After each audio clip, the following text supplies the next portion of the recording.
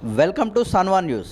గత ప్రభుత్వం పేద మధ్యతరగతి కుటుంబాలకు మెరుగైన వైద్యం అందించేందుకు ప్రతిష్టాత్మకంగా తీసుకున్న పల్లె బస్తీ దవాఖానాలను ఏర్పాటు చేయడం జరిగింది.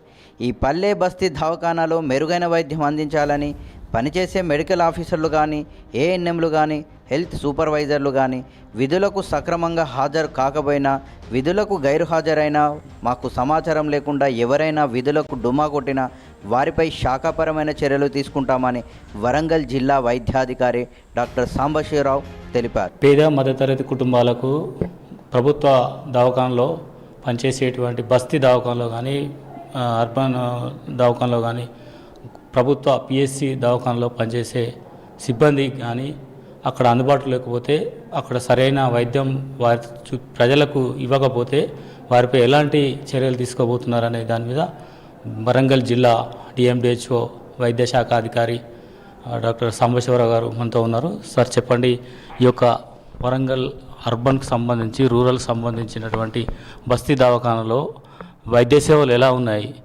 ఒకవేళ ప్రజలు అక్కడికి పోతే వైద్యులు అందుబాటులో లేకపోతే, వారికి సరైన వైద్యం చేయకపోతే మీరు ఎలాంటి చర్యలు తీసుకోబోతారు వాళ్ళ మీద? వరంగల్ జిల్లాలో అర్బన్ పిహెచ్సిస్, బస్తీ దవాఖానాలు, తర్వాత పిహెచ్సిస్ ఉన్నాయి మనకు.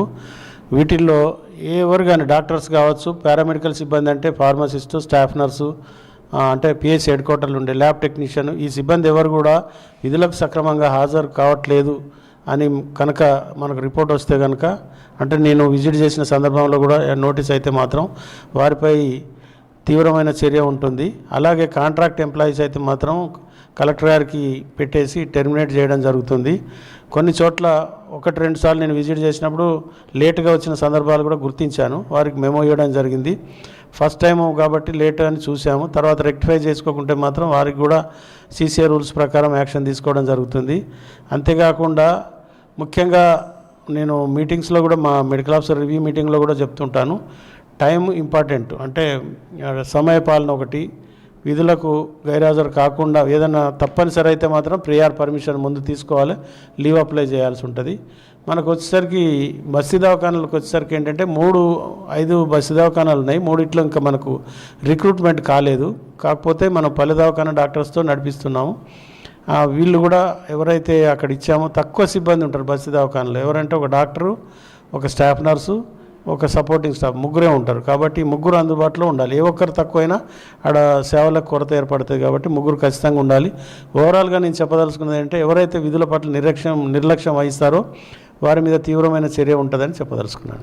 సార్, నిన్న మేము ఒక రూరల్ ఏరియాలో, బొల్లుగుంట ఏరియాలో విజిట్ చేయడం జరిగింది. అక్కడ ఒక హెల్త్ అసిస్టెంటు గత సంవత్సరం నుంచి రావట్లేదని ప్రజలు మాకు వాయిస్ ఇచ్చారు సార్. అతని వల్ల ఒక ఏఎన్ఎం కూడా ఇబ్బంది పడుతూ ఉన్నదంట. వారిపై మీరు ఎలా చర్య చేసుకోండి? ఇటువంటిది ఇప్పుడు నా దృష్టికి తెచ్చారు మీరు. నాకైతే ఇంతకుముందు తెలీదు, నేను కొత్తగా వచ్చాను కాబట్టి. ఇది నేను ఖచ్చితంగా ఇప్పుడు ఎంక్వైరీ చేస్తాను. ఇటువంటిది ఏదైనా ఉంటే మాత్రం ఆయన మీద ఖచ్చితంగా చర్య తీసుకుంటాము.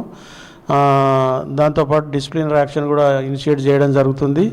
ఇది వాస్తవం అయితే మాత్రం కాంట్రాక్ట్ అయితే కలెక్టర్ గారికి పెట్టి శాఖాపరమైన చర్య తీసుకుంటామండి. ఒక్క బొల్లికుంటనే కాదు, ఈరోజు నేను బొల్లికుంట ఏరియాలనే విజిట్ చేసి వచ్చాను. కానీ మిగతా అన్ని చోట్ల కూడా ఇటువంటి ఏమైనా ఉంటే అందరికి కూడా ఇదే వార్నింగ్ అని చెప్తున్నాను. నాకు మీడియా వారు ఈ సమాచారం ఇచ్చినందుకు వారికి కూడా ధన్యవాదాలు తెలుపుతున్నాను. ఈ విధంగా పల్లె బస్తీ దవాఖానలో పనిచేసేటువంటి సిబ్బంది, డాక్టర్స్ కానీ, సంబంధించిన సిబ్బంది కానీ ఎవరైనా విధుల పట్ల